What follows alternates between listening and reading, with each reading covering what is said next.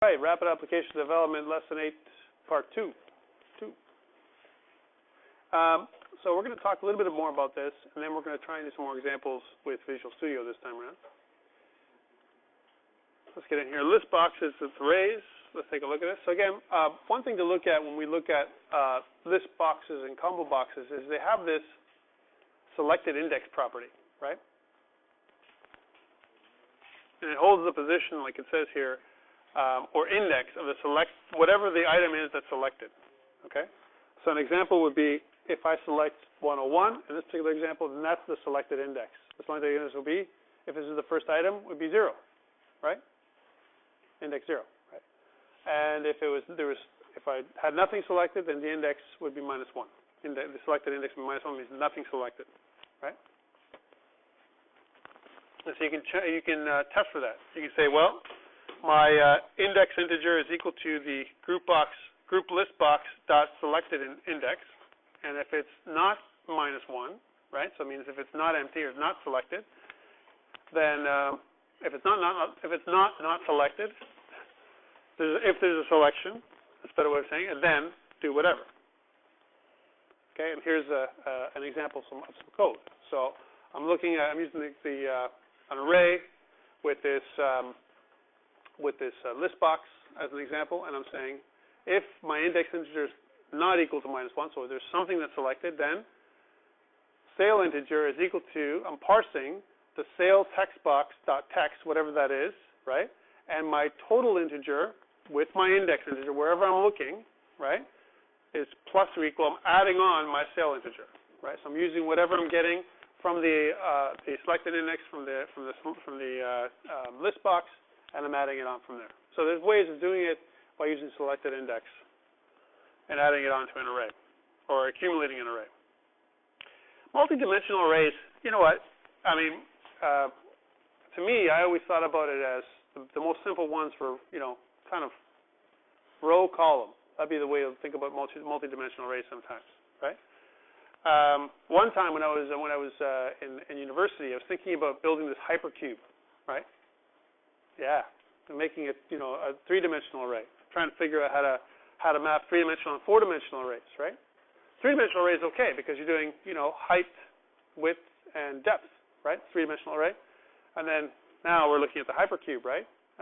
The example of this tesseract, this, cube that has a grouping of cubes, almost like in four-dimensional space. Four-dimensional array, right? So a time element, right? You could make it that way. So almost like states. So here's the state of my cube at time 0, the state of my cube at time 1, and time 2, and time 3 is a four-dimensional array, right? Makes sense? So there's different ways of conceptualizing how to do this, and there's better structures now than just using, a bunch of different indices, which we'll see in a second. So the way we normally, this is a general form. Again, we're going back to syntax now when we're using multi-dimensional arrays. So again, the data type, we know we say normally if there's just two square brackets here, we would say, the way we talk would be whatever the data type is, array, data type array. In this case, we wouldn't say that anymore. We say data type multi-dimensional array because we have the comma in there, right? Once we have a comma, it's a multi-dimensional array, right? And then we have to follow it up. So if we put a comma here in these square brackets, right, we got to have a comma somewhere here when we instantiate it, okay? Same thing here. If we have a comma here when we declare the data type as a multi-dimensional array, we have to have a comma here when we instantiate it here, and a list of values separated by commas, comma-separated list, okay? Now, the thing is, with this list of values, because it's not just comma, comma, comma, you're going to have a nested list of values that are, so you have maybe a list, comma, and then another list, comma, and then another list. So nested lists. Right, that's how it would go. Let's take a look at some examples. So here's a two-dimensional array, like I said, most common row column, right? So I'm looking at James at 0, 0, right? Mary at 0, 1, and then what you can do is when you conceptualize this, there's two ways of doing it. You can do it the first way, which is I'm using it's a multi-dimensional string called name string, and it's a new string with 3 elements and 4 elements, right? So 0 to 2 and 0 to 3. Right? If you notice, 1, 2, 3, right? 0 to 2. And this would be 0 to 3, right? So 0, 1, 2, 3, right? Row, column. And the other way to do it would be the same. These two lines they're the same in terms of how they work, right? Instead of doing it this way, 3, 4, and putting in the data afterwards, you're actually putting the data this way. Sometimes this is easier if you're doing something, you're creating a list that doesn't change, right? So if you know it's always going to be these names in this particular order, then you can load the list up like this multidimensional array. How do you initialize them? Of course, there's a couple of ways of doing it. You can use nested for loops, right? You can use a for each loop for them as well. And there's different ways of summing them up. I mean, pretty much it's the same structures you've seen before, guys. It's not like you haven't seen this kind of stuff before. It's just the syntax that we're looking at. Let's look at some examples. So here's a nested for loop example, right? So we have two for loops. We have a row on the outside, and so that's the outer for loop. That's what I've kind of labeled here too. And I encourage you to use this kind of notation in terms of comments. Again, you might see that this is tedious, but it helps me when I'm doing when I program, so I know which one of these curly braces means what, right? And here's my inner loop, right? Here's my inner loop, here's my outer loop, and my inner loop will work first. So I'm going to go column by column. I'm going to go across, and then I'm going to go to the next row, right? And then I'm going to go each column across that way. So that's how I'm traversing the multidimensional array, right? But remember, the way you do this, row, column, or column, row, is the way you're going to traverse the array and the way you want things to work, right? So you can do it the other way too. If I put column on the outside and row on the inside, it means instead of going this way, so I go down to my first row and then go column, column, column, like in this example, actually be here, this row here, and then column, column, column, I'd be doing this. Column, row, row, row. Column, row, row, row. So I traverse the array, just in a different order.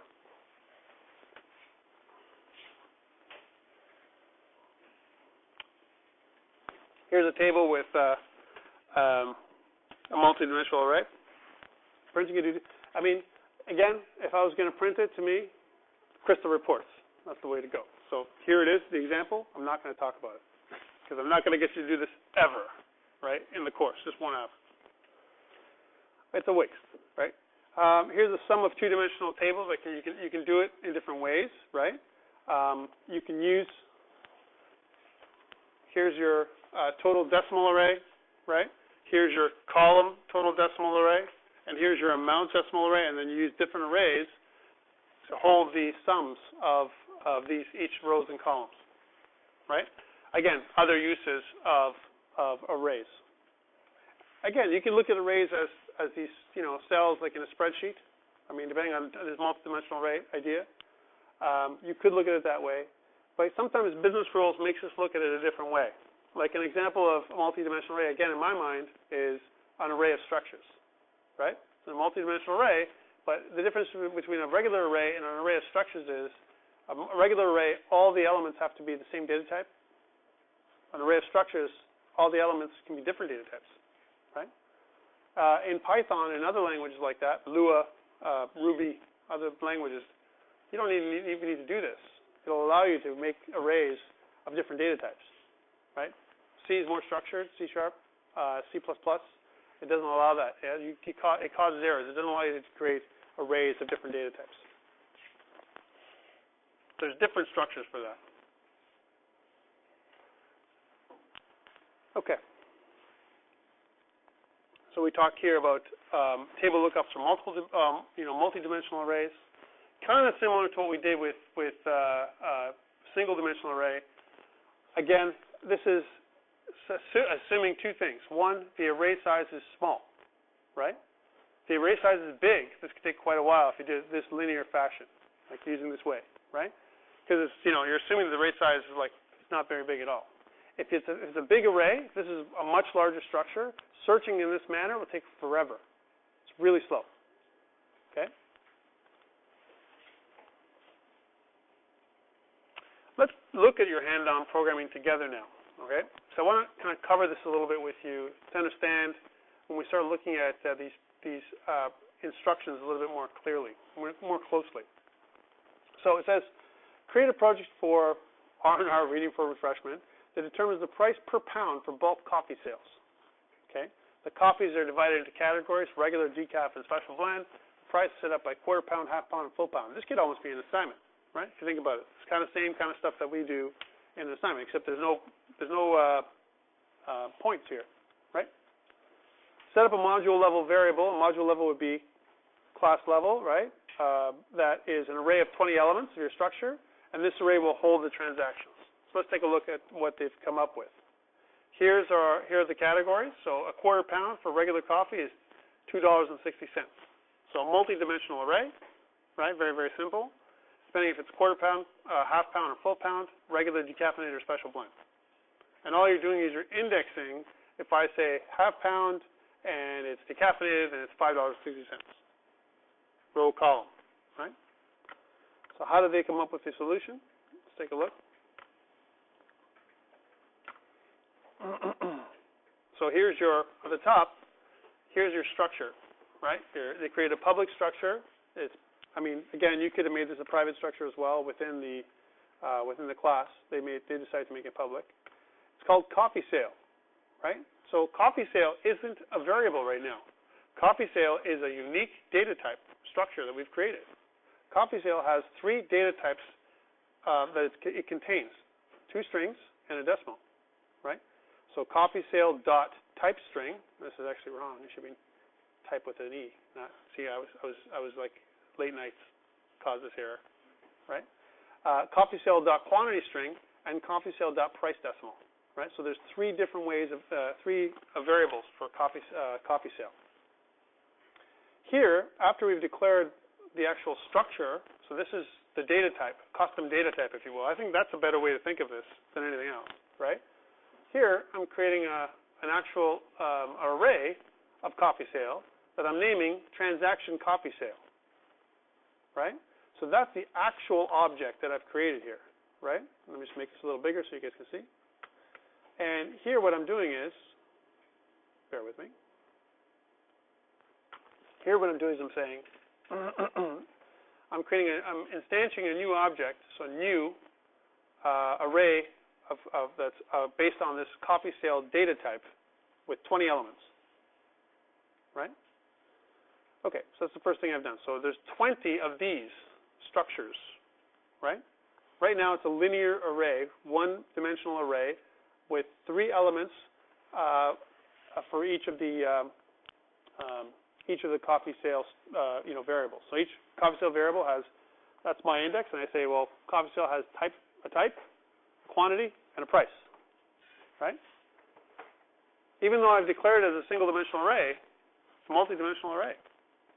So I have multiple, columns and rows here I'm declaring, right?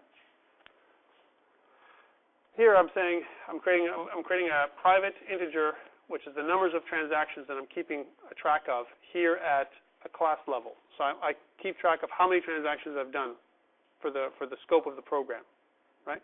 Here, when I say decimal with this structure here, I'm declaring a multi-dimensional decimal array called price decimal, and in this case, I'm actually listing the prices, right? 2.6 M, 2.9 M, and so on. M being the string formatting, or the data type formatting that I'm using to declare that it's a decimal number that I'm putting inside these values.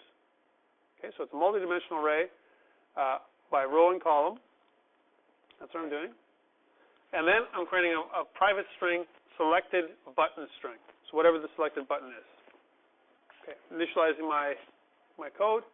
And here if I go back to the design, the user would then select whatever it is, quarter pound, half pound, or full pound in this quantity, right? So there's going to be some kind of quantity radio button selection going on here, for sure, right? And then he's also going to select the type. And then when he selects the quantity and the type, he's going to get a price based on his selections, right? If I click on Find Price. Theoretically, some of you, and I've seen some of you doing it in an exam and some assignments, where I ask you for a calculate button, and you say, bah, we don't need a calculate button. We're going to just make it calculate automatically, right? That's fine. I don't mind these kind of changes. If it's going to add value, please note it as part of your external documentation. Say, Tom, remove the button. It's not efficient. Automatic calculation. As long as you tell me what you're doing and the effect is better, as good or better than what I've asked for, I'm okay with it, right? When it's worse, if I'm losing functionality, I don't want it, right? So please don't do that, unless you just want to lose marks, or you can't do it. Sometimes you can't do something. You've tried, and no matter what you're doing, your program is just not working, right? So, I mean, there's a couple options. One, don't do it, and then add something else. Like this bonus marks, every assignment has the opportunity for bonus marks, right? We're going to talk about assignment number 3 again today, because I want to talk about it a little bit more in detail, make sure that you guys have all the questions answered, right? All right, so we have a couple things here too, a couple elements. We have a print preview dialog and a print document component. Again, this is for the hands-on assignment. For me, probably I'll never ask you to do this, right?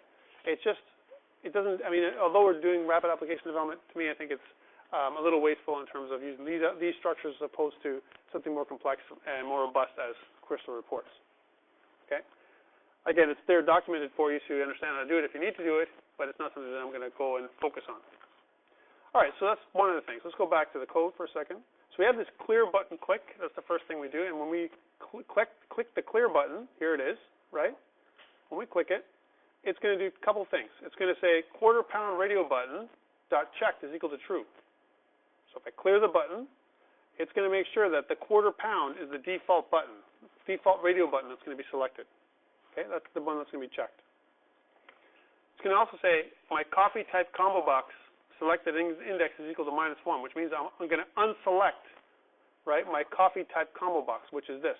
This is the coffee type combo box, right? Here it is, coffee type. I'm going to unselect this. Whatever was selected, when I clear the button, it's going to default to these things. So here's another thing I noticed with some of your assignments. I asked you for a clear. You cleared your calculated totals, but your selections were just whatever you had it is where it is. I want you to go back to default. When I ask you for a clear button or something like that in the form, it means go back to your default values for the form. Okay? It doesn't mean leave things the way they were, right? Whatever you selected. Clear means like reset. Okay.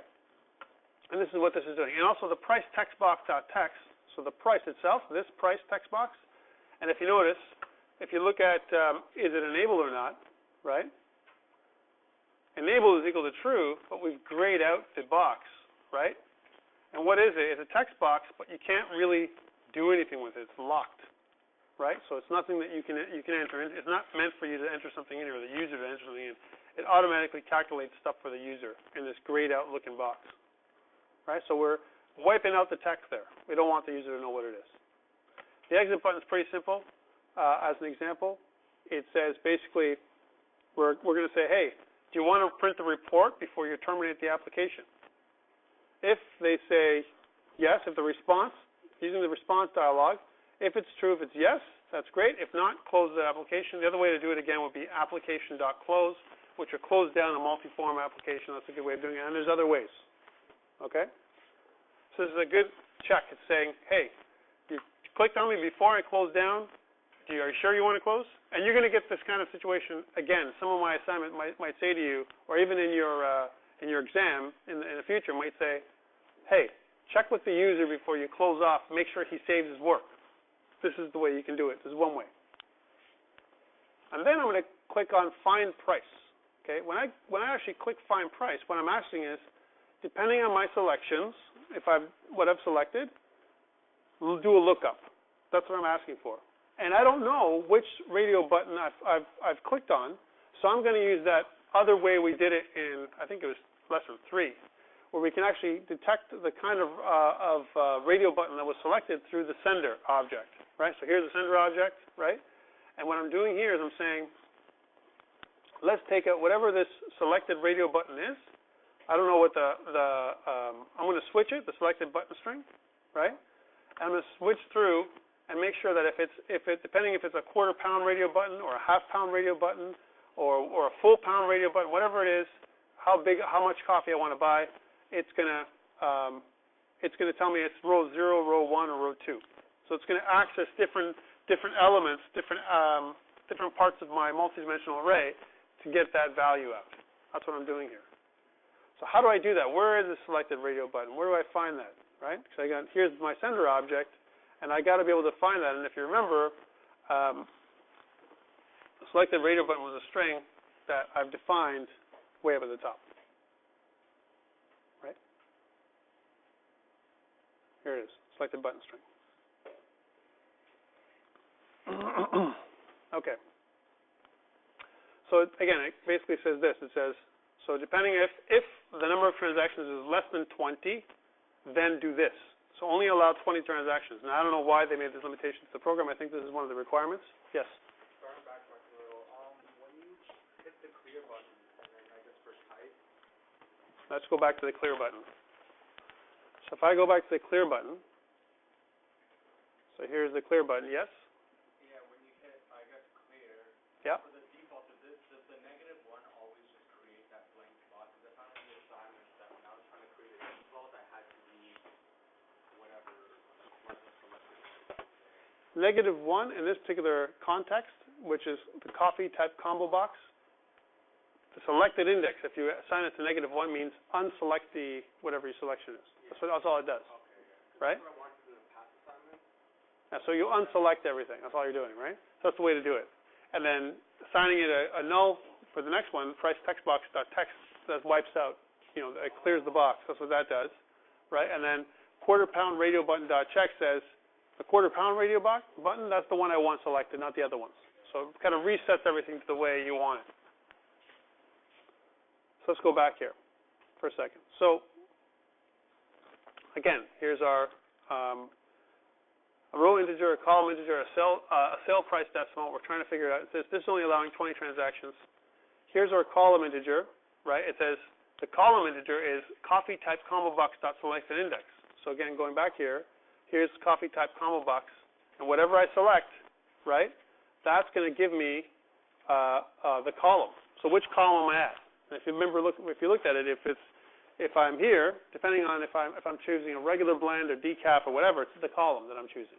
That's what that's doing, right? And again, I'm using the selected button string, to kind of decide, to go through here and figure out which one was selected. Okay, down here, I retrieve the actual price from the selection, right? So I say, well, my sale price is then equal to my price decimal after I figured out my row and column, all I'm doing is indexing. So if I'm looking at a spreadsheet, which row and column combination, right, which cell am I looking at inside the array that I'm getting the data from? That's all I'm saying. So here's my sale price, and then I'm saying my price text box, I could have done this in one line, but I think, again, good form would be do a calculation here, and then convert it to string over here. You could have done this all in one line. I could have said price decimal, so price text box dot text is equal to sales price decimal, price decimal row integer column integer dot toString C. I could have done that, but this is a little bit cleaner. That's why it's broken down into two lines here, right? And again, transaction coffee sale.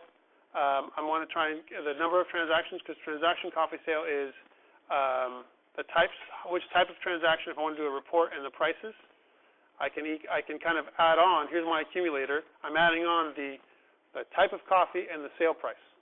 So I'm accumulating the types of the transaction, right? So again, if it's inside an if statement that says if the column is not equal to -1, right? If it's equal to -1, it means nothing's been selected, right?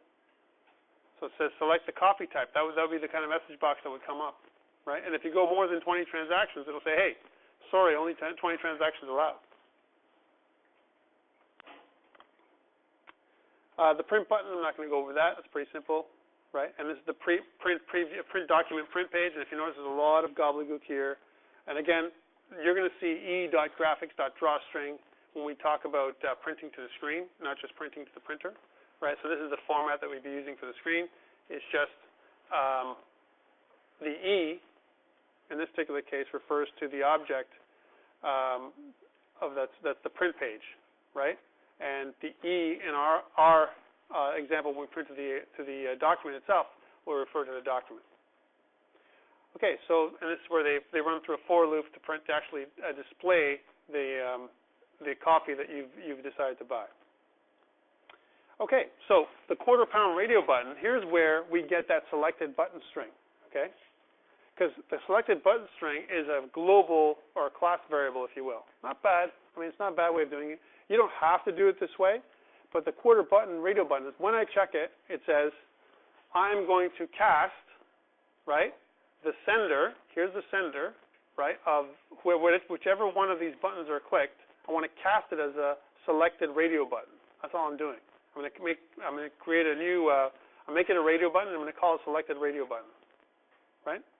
And then, basically what I'm saying is my selected button string is selected radio button dot name. I'm getting the name property of my selected radio button. I'm throwing it into this class level variable called selected button string, and that's how I get the name of the radio button.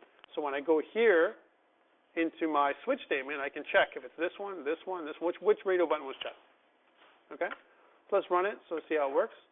So again, here it is, my quarter pounder, right, of coffee, and I decide I'm going to choose decaf, right, and I click find price. Let's see if I can break this thing, right? See if I can break this thing. So I clear it. Okay, it clears everything off. And now, what if I put in some stuff in here and then go find price, right?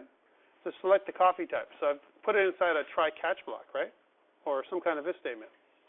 And what you've got to consider is that when there's an area that the user can possibly type, me, as a professor, I'm going to try and use it to break your code. So if I can break your code, I will. Chances are you guys handled it pretty good. I noticed that when you did some validation, some of you did it differently. Everyone has a different way of doing it. Like some people would would try and stop me from entering any value that doesn't make any sense. So if I entered an R, you'd be like, an R is not a numeric value, Tom. What the hell are you doing, right?